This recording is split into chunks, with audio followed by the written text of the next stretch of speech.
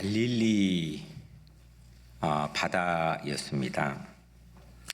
베드로를 포함한 7명의 제자들이 그 바다에서 그물을 내리고 있었습니다. 밤새였습니다. 하지만 아무것도 잡지를 못했습니다. 어부라고 한다면 밤에 고기를 못 잡았는데 낮에 잡는다는 것은 훨씬 더 어려운 일이라고 하는 것쯤은 상식으로 알고 있습니다. 이렇게 당시 4월의 아침 해가 바다를 물들이기 시작할 때였습니다.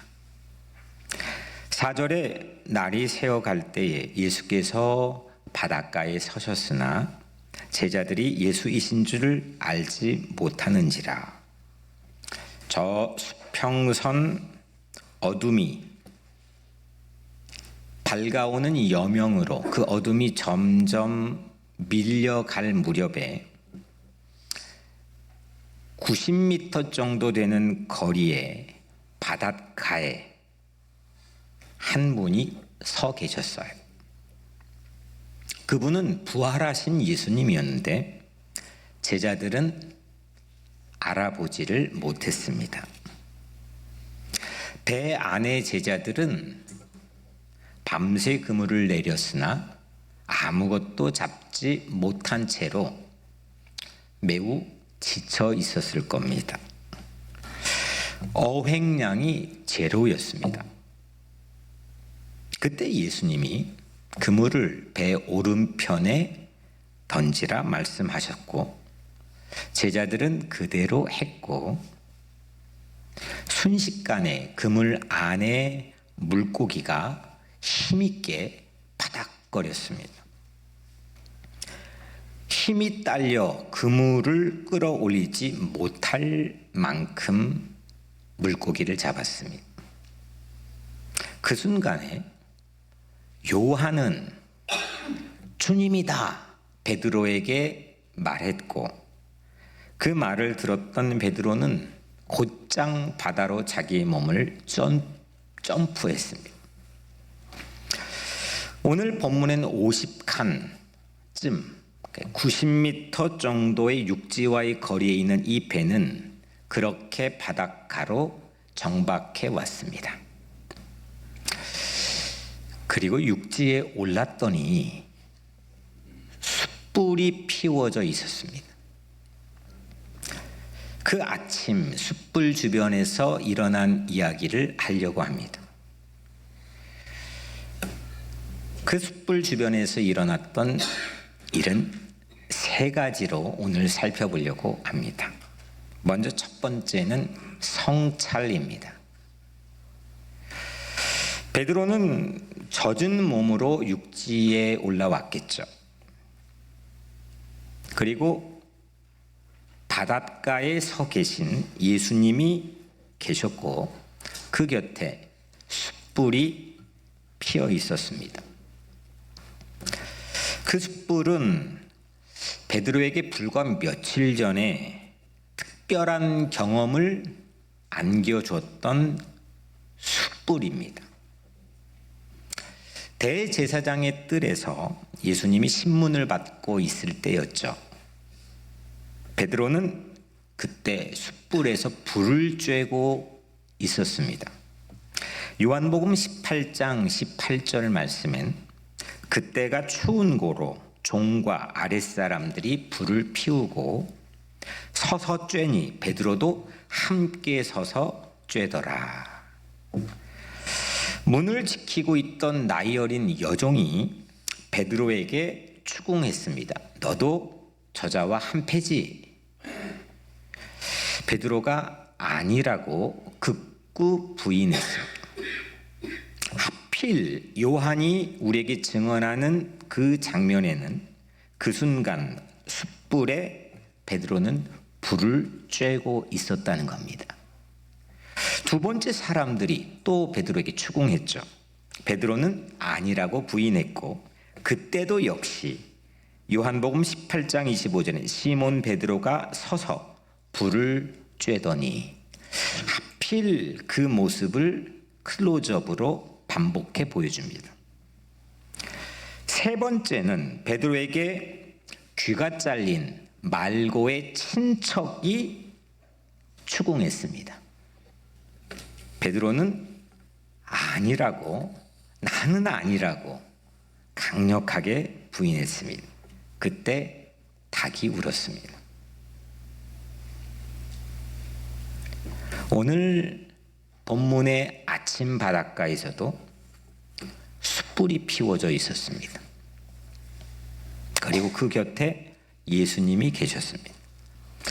오늘은 21장의 이야기를 우리가 같이 나누고 있지만 같은 요한복음의 13장에서는 베드로가 예수님께 호언장담했던 모습을 우리에게 알려주고 있습니다.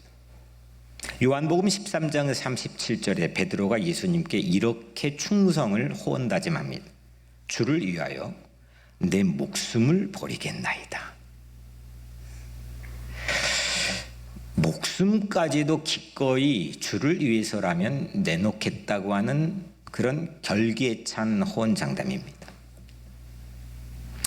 그런데 좀 전에 살펴본 것처럼 요한복음의 18장에서는 예수의 뒤를 따라 신문받는 바로 근처인 뜰 묻는 밭까지 갔습니다.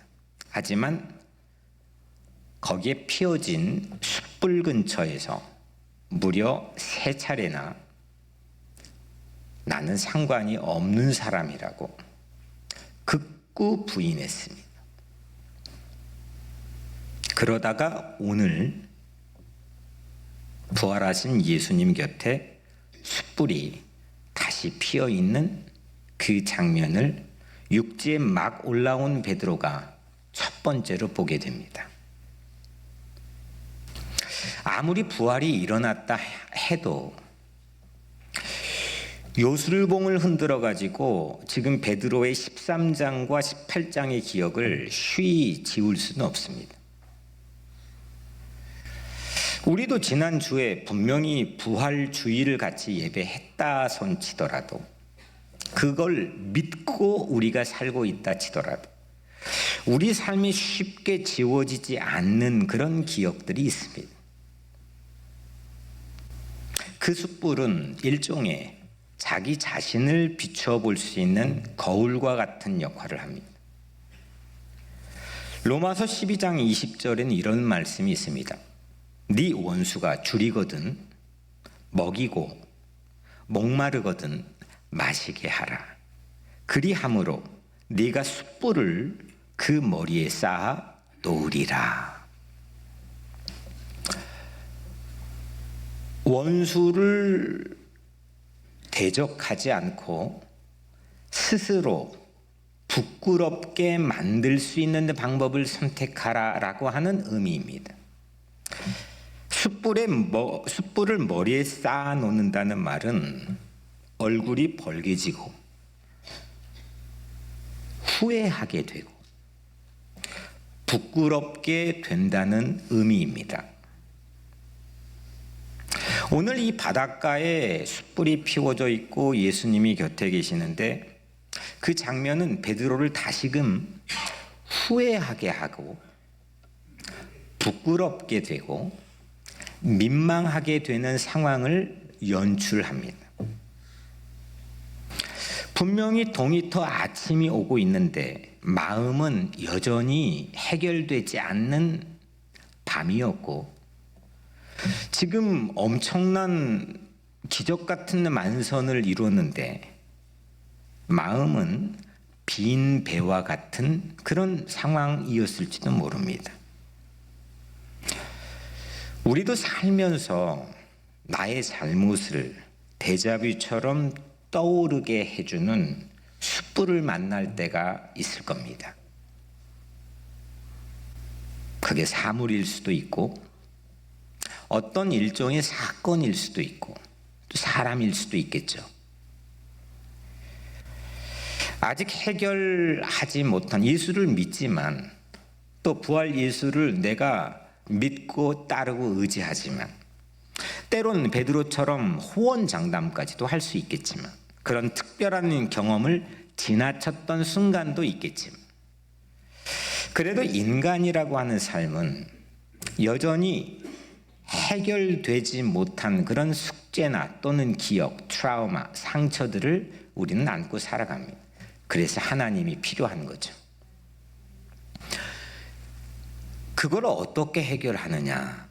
그 해결의 실마리는, 오늘 이 모습을 통해서 그 해결의 실마리는 숯불이 거울이 되어줄 수 있을 때 시작하게 됩니다.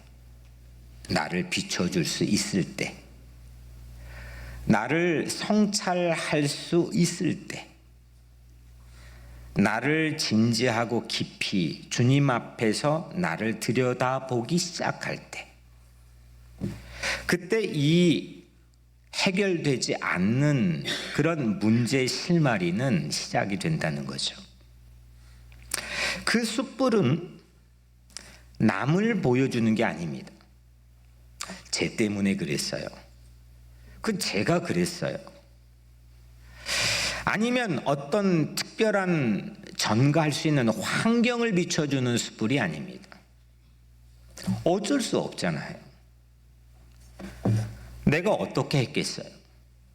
그 숯불은 나를 비춰줄 수 있을 때 상한 감정이 치유되기 시작합니다.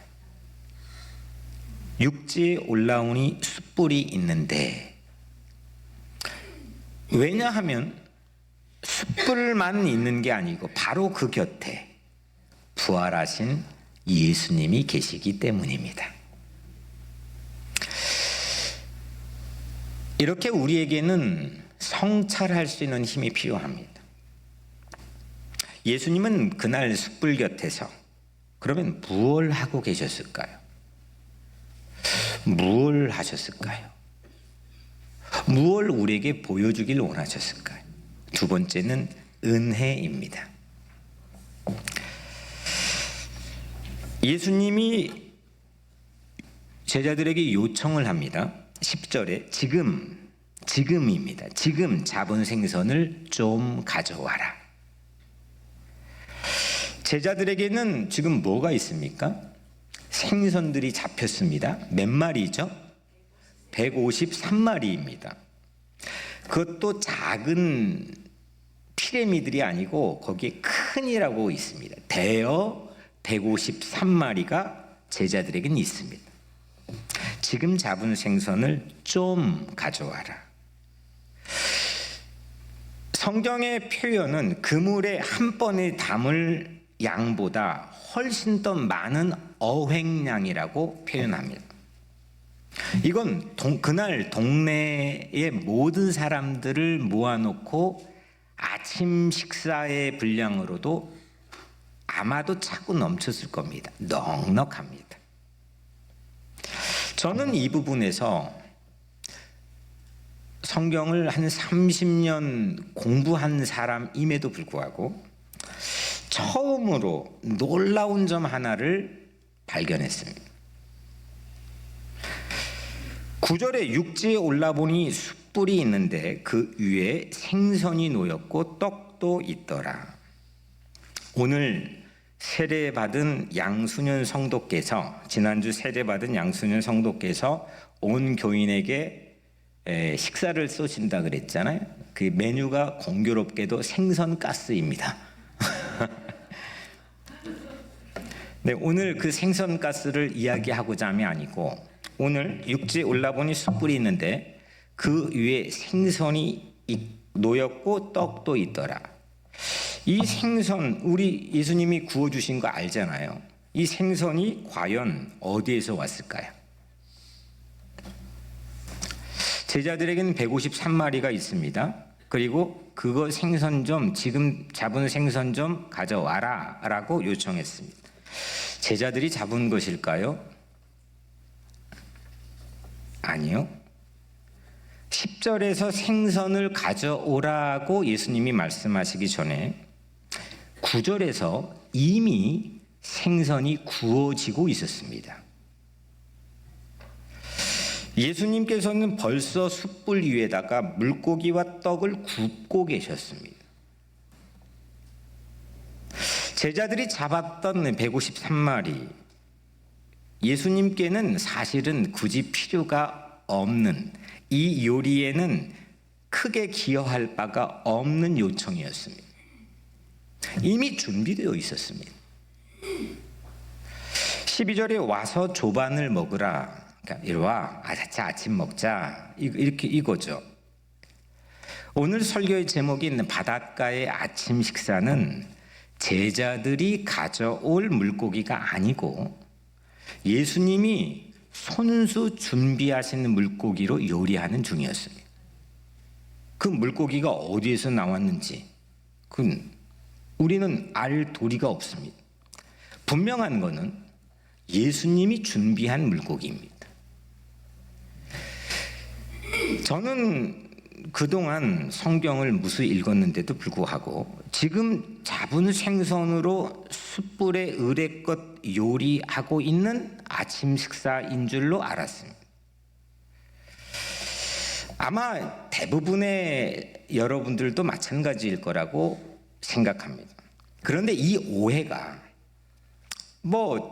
작은 오해일 수도 있겠지만 실제 우리의 신앙과 삶에서는 엄청난 큰 차이를 불러올 수 있다는 걸 말하려고 합니다. 우리는 의뢰껏 바닷가의 아침 식사를 위해서는 우리가 잡은 물고기를 가져와야 한다고 생각하죠. 그리고 10절이 먼저고 9절이 다음 따라옵니다. 일을 안 하면 어떻게 합니까? 뭐가 있어야 될 거 아닙니까? 움직여야 될 거 아닙니까? 내가 가져와야 고기가 구워지기 시작할 거 아닙니까? 그래서 9절이 먼저고 10절이 나중이라는 것은 그냥 편집적인 선입관이라고 생각할 수도 있습니다. 내가 생각하는 것만 계속 생각하는 거죠. 근데 이게 선입관이었고 잘못된 착각을 불러일으키며 결국 종국에는 엄청난 차이를 만들어낸다는 겁니다. 9절이 먼저고 10절이 나중이라는 건 우리가 참 놓치기가 우리의 삶에서 쉽습니다. 그래서 분주합니다. 그래서 피곤합니다. 그래서 할 일이 많습니다. 또 할 일이 많이 보입니다. 내가 준비를 하지 않으면 일은 잘 진척되지 않을 거라고 생각하기 쉽습니다. 이걸 조금 더 나가 설사 내가 없는데 일이 잘 되면 어떻습니까?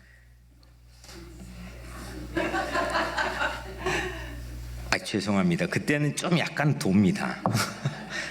티를 낼 수도 없지만 약간 불편해지는 정도가 아니라 점점점 이게 문제가 본질이 뭔지를 상실한 채 뭐가 감정이 부풀어집니다.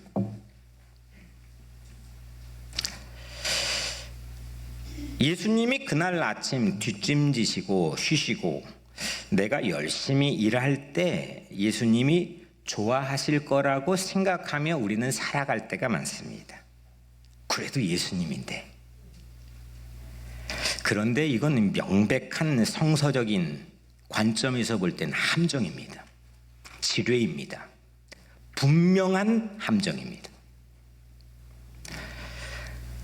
내가 열심히 하면 한 만큼 우리 인간이라는 것은 내가 한 것에 대한 서운한 감정이 따라오기 마련입니다. 그거는 부부 사이에도 마찬가지고 심지어 나이 들어가시는 부모가 성장해가는 자녀를 향한 마음도 대동소이합니다. 어떻게 키우는데? 제가 그래요, 집에서. 이거는 모든 관계에 다 적용되어 묻혀있는 지뢰입니다.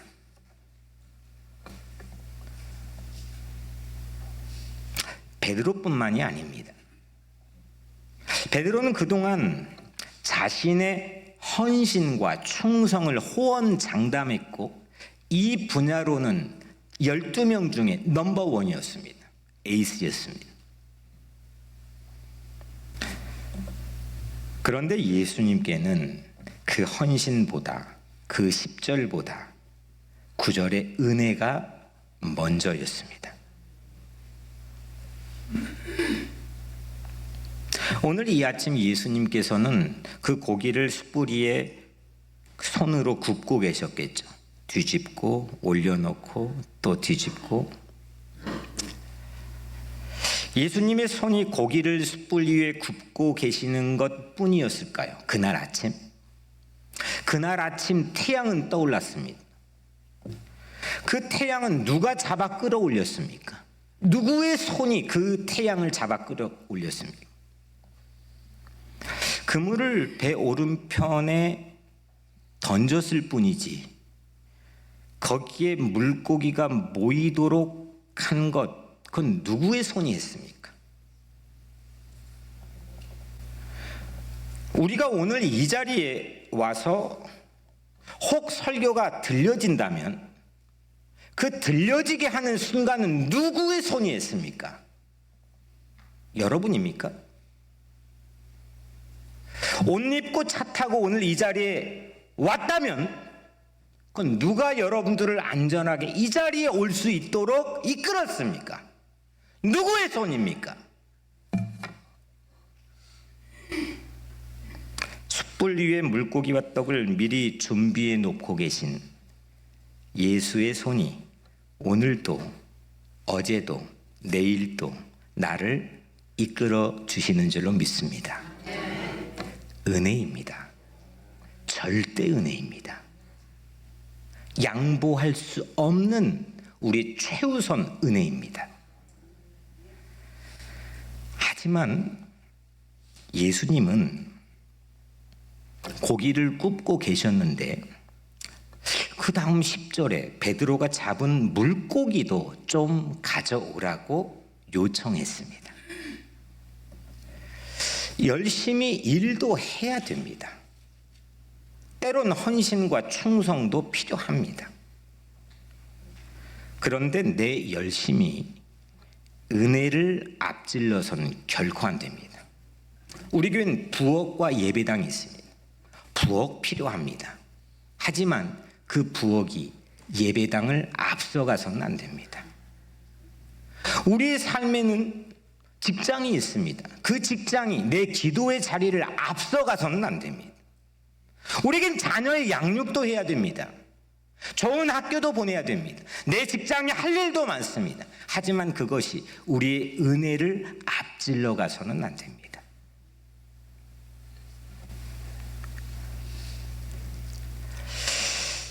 내가 안 하면 교회가 멈춘다는 생각, 내가 없으면 교회가 사라질 것 같은 착각, 이 착각은 여러분들보다 저 같은 성직자들이 할 우려가 매우 많습니다. 그래서 말씀을 준비하며 하나님 앞에 저는 회개했습니다. 내가 없으면 안 된다는 생각, 내가 없어도 잘 되면 서운한 생각, 내가 전부 다 이루었다고 하는 생각, 그 포만감과 그 희열로 내 삶을 유지해가는 연료로 삼겠다는 생각, 그 생각에서 벗어날 때 우리는 신앙이 참된 은혜 안에서 더 행복할 수가 있습니다. 전 여러분들의 가정도 그 은혜로 채워지기를 바랍니다. 일하는 관계면 옆에 아내가 아줌마로 보이는 거고 그때부터 이 남자는 아저씨가 됩니다. 그럼 별 볼 일 없는 관계가 되는 거죠. 저와 여러분들의 관계도 마찬가지지 않겠습니까?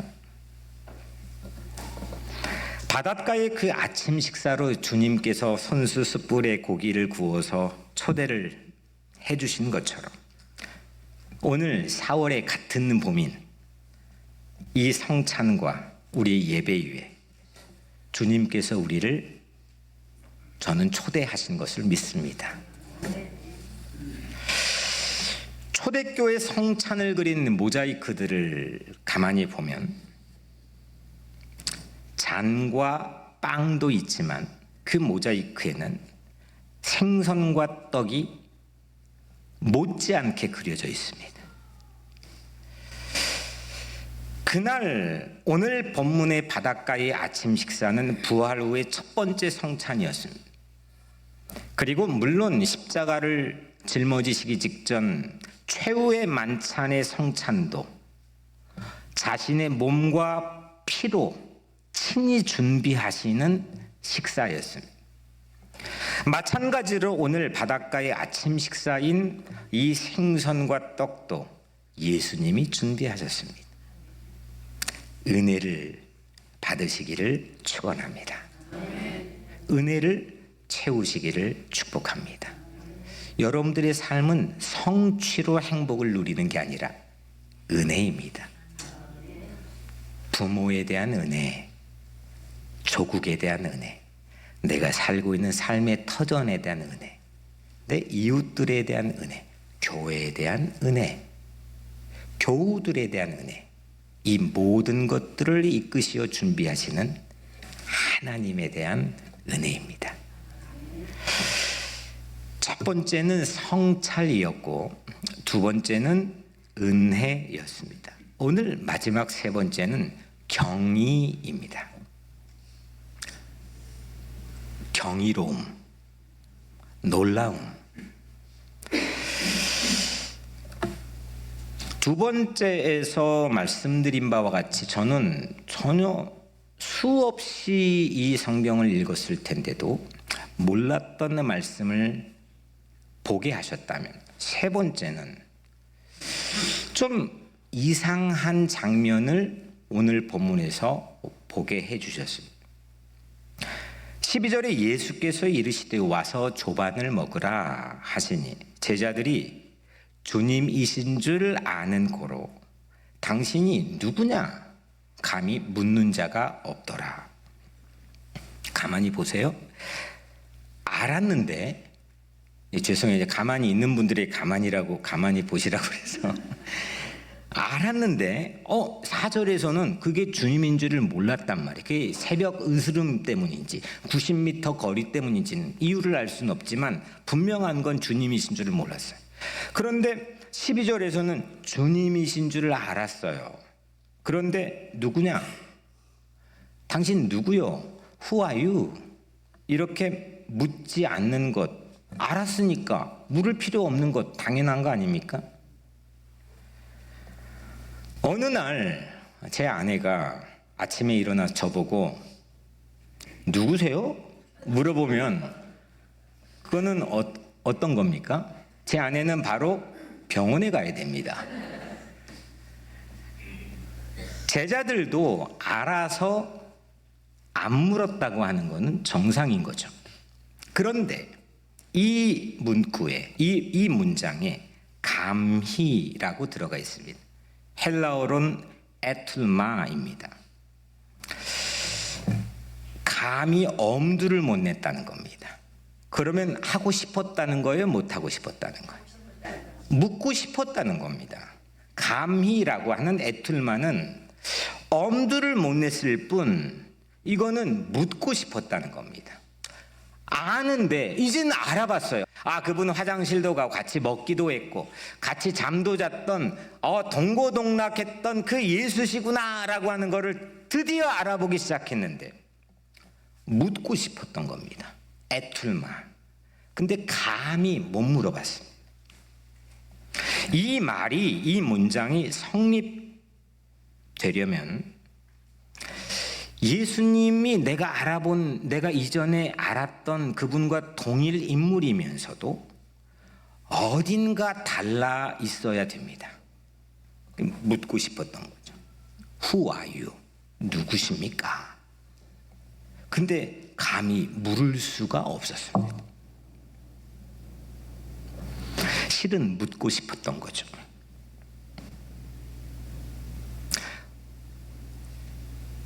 동일 인물이지만 뭔가가 달라져 있는 신비입니다. 부활은요, 신비입니다. 경이로움입니다. 같은 듯 다릅니다. 부활 예수의 첫 번째 목격자는 한 여인이었죠. 마리아입니다. 요한복음 20장 14절에 이 말을 하고 뒤로 돌이켜 예수께서 서 계신 것을 보았으나 예수이신 줄은 알지 못하더라. 봤습니다. 근데 몰라봅니다. 신비한 몸입니다. 알아챘는데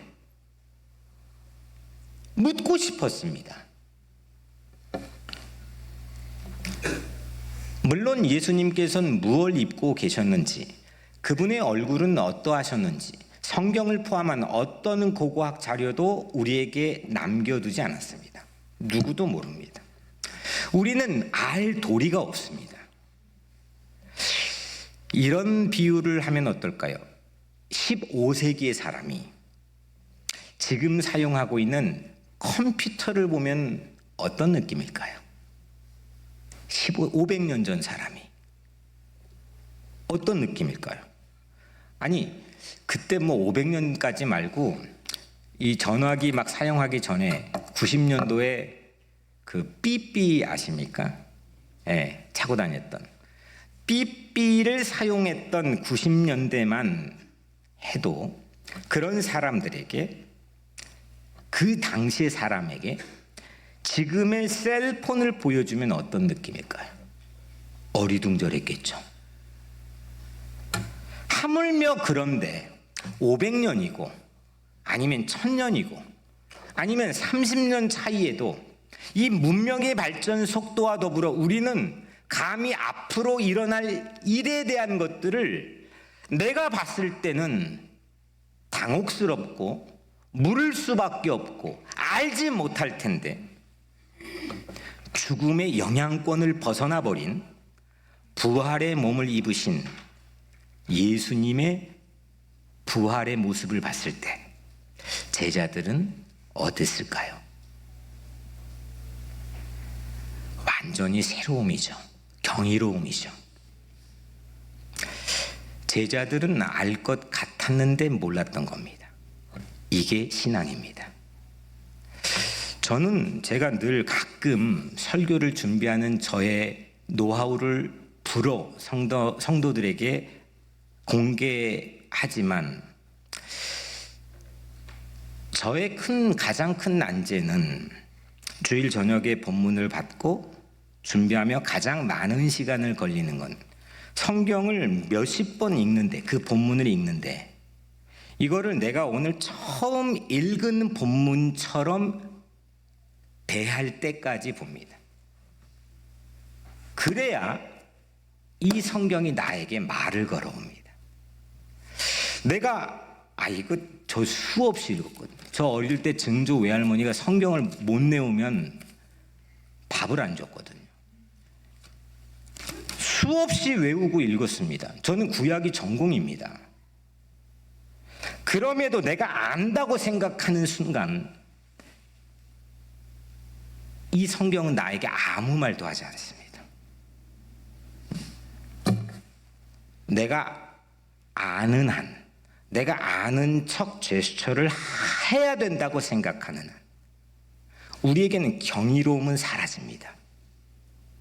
신비는 없어집니다. 아는 척해서 거기에 훈수를 두는 게 중요한 게 아닙니다. 삶의 경이로움을 가짐으로 신앙을 갖는 게 중요한 겁니다. 제자들은 알 것 같았는데는 몰랐고, 묻고 싶었는데 감히 물을 수가 없었습니다. 경이로움이죠. 신비죠. 하나님은 늘 우리가 보는 이 세계가 전부가 아니라는 것을 깨닫게 해주십니다. 참 고맙죠. 이게 보는 게 전부가 아니라는 거를, 이게 보이는 게 전부라고 대부분 그렇게 살아요. 근데 가끔 가다가 우리에게 각성을 어웨이크닝을 해주시는데 이게 전부가 아니구나. 나는 뉴욕에 살고 있지만 미국은 더 큽니다. 우리는 미국에 살지만 지구는 더 커요. 미국이 아무리 초강대국이어도 지구는 비할 바가 안 됩니다. 더 큽니다. 지구에 살고 있지만 우주라고 하는 건 상상 불가죠. 경이로움입니다. 아, 내가 보고 있는 것만이 아니구나. 더 크고 넓은 게 있구나. 그게 하나님을 만나는 경외, 경이로움입니다. 부활이 그런 겁니다. 아는 게 아닙니다. 알 것 같은데 모르는 겁니다. 2주 전에 저의 이제 구약 은사인 김희곤 교수님은 유니온 신학교 다니면서 우리 교회 다녔었거든요. 잠깐. 근데 2주 전에 이제 별세하셨어요. 저 추천 써주시고 대학교, 대학원 다 구약 히브리어까지 가르쳐 주신 분인데 그분이 가르쳐 줬던 수업의 내용들이 기억나는 게 아니고 그분은 수업을 하다 말고 늘 그래요. 혼자 도취해요. 창문을 바라보면서 막 그래요. 그 표정이 저의 삶과 설교를 끌고 가는 것 같아요. 한번 여러분들도 해봐요. 이렇게 창문을 보고. 이야, 아니 뭐 아무 놀라움이 없어. 예. 창문을 보라는 게 아니라. 예. 그날 바닷가에서 보는 부활 예수가 그랬다는 겁니다. 우리는 늘 예수님께 놀랄 준비가 되어 있어야 됩니다. 그게 신앙입니다. 만약 내가 어느 날 예수님이 별로 놀랍지 않게 된다면, 그냥 무료하고 밋밋해져 버린다면, 나와 예수님의 관계는 좀 의심해 볼 현주소이고 단절되었을지도 모르는 것을 우리는 생각해야 합니다. 바닷가에 아침 식사하던 그 4월의 봄날 아침, 제자들은 우선 뭐에 놀랐느냐? 엄청난 어획량에 놀랐습니다. 요한은 시간이 흘러 그 보고를, 리포트를 오늘 말씀에 담아뒀습니다. 이야, 그물이 찢어질 법한데 찢어지지 않았다는 사실에 또 놀랐습니다. 또 제자들은 부활하신 예수의 모습에 놀랐습니다. 경이로움이죠. 한 가지를 추가한다면 오늘 내가 여기에 있는 것도 놀라야 됩니다. 야, 내가 여기에 있구나. 그 순간 삶은 아무리 칠흑 같은 어둠을 지날지라도 한 줄기의 희망의 빛을 내 안에 채워집니다. 오늘 설교에도 놀라야 됩니다. 저는요, 일주일 내내 설교 준비를 하지만 어젯밤에도 스스로 뭐 매주 그렇지만 야 하고 놀랍니다. 그리고 천장을 바라봅니다. 야, 늘 보는 말씀인데 늘 나에겐 새로움의 경이로움을 제공해 줍니다. 이거는 공부를 해서가 아닙니다. 제 설교 준비한 책상에는 9개, 10개의 성경의 다양한 버전 성경책들만 널려 있습니다. 그 성경이 말씀해 주시는 새로운 빛의 찬연한 컬러들이 경이롭습니다. 오늘 저만 놀라지 말고 오늘 설교에도 한번 한번 해보세요. 야, 억지로 하니까 안 되네.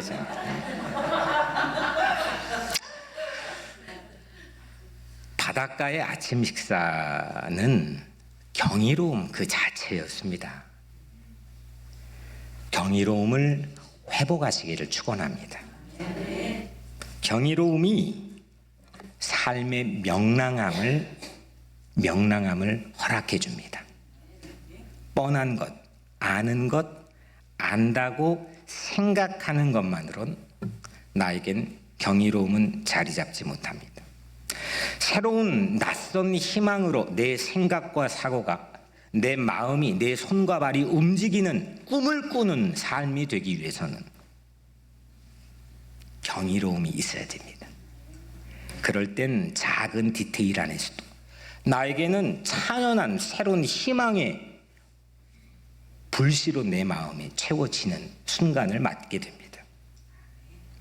사랑하는 여러분, 오늘 이 시간 내 마음에 숯불이 피워 오르고 있나요?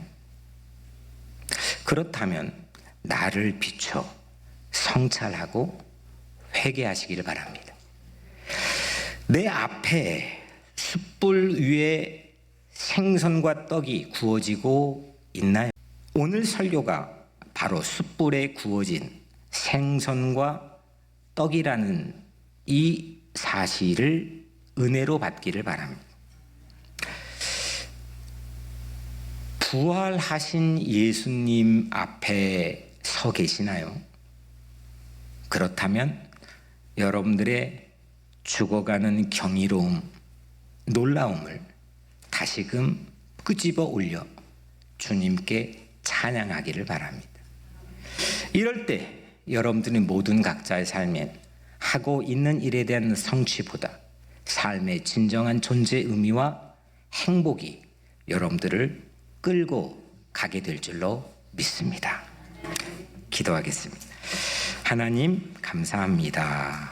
우리 마음에 이 시간 이 예배 안에 숯불을 피워 주옵소서. 그 숯불 위에 손수 주님의 손으로 구워주신 생선과 떡이 오늘 우리가 지금 이 시간 나누게 될 성찬이 되게 하여 주옵소서. 부활하신 예수님을 뵙고 밋밋해져 가고 매너리즘에 빠진 우리 각자의 삶을 경이로움으로 채워 주옵소서. 예수님의 이름으로 간절히 기도드립니다. 아멘.